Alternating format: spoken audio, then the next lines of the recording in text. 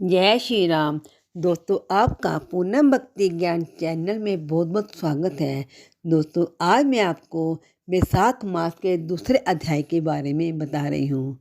दोस्तों, नारद जी कहते हैं, जैसे सतयुग जैसा युग, बेसमान जैसा शास्त्र, गंगा जी जैसा तीर्थ, जलदान जैसा दान, भारत समान सुख, खेती जैसा धन, जीवन के समान लोभ, नेत्रों के समान ज्योति, भोजन के समान तृप्ति, सत्य के समान यश, आरोग्य के समान हर्ष कोई दूसरा नहीं है।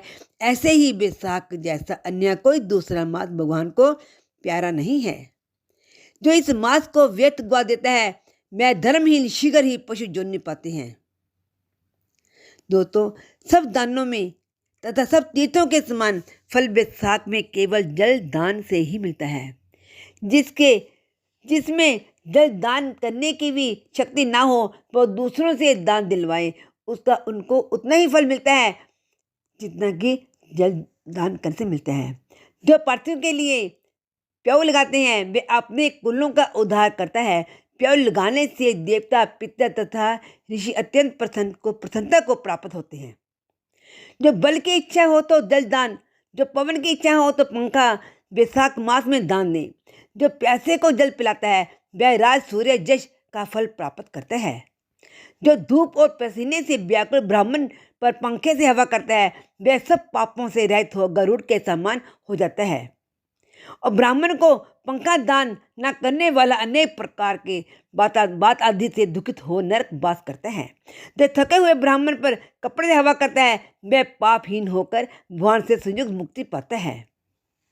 दोस्तों, जूता दान करने वाले को ना इस संसार में दुख होता है, ना ही केवल नरक यातना भोगनी पड़ती है।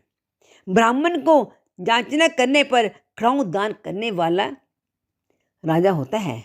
जो मार्ग में आश्रम के लिए घर बनाता है, उसका फल ब्राह्मण भी वर्णन नहीं कर सकते। जो अतिथि ब्राह्मण को भोजन करावे, उसके फल का भी कोई विस्तार नहीं है। अन्नदान पाने वाला अपने माता पिता को भी भूलकर दान ही को अपना सर्वस्व मानता है। माता पिता तो केवल जन्म के दाता होते हैं, लेकिन विद्वान लोग अन्न देने वाले को ही माता पिता कहते हैं। दोस्तों, ये था दूसरे अध्याय का महत्व। जिसने ये कथा पढ़ी है, सुनी है, उसका बहुत बहुत धन्यवाद। जिसने सब्सक्राइब नहीं किया, वो सब्सक्राइब करें, लाइक करें, शेयर करें। और जय माता दी, जय श्री राम। स्वस्थ रहो, मस्त रहो।